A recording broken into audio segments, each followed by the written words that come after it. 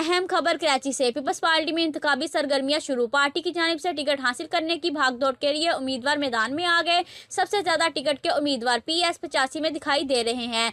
Lead peoples party के रहनुमा और गद्दी नशीन हजरत हाजी पीर सैयद जहांजेब शाह ने पार्टी से टिकट हासिल करने के लिए बिलावल हाउस में दरख्वास्त जमा करवा दी।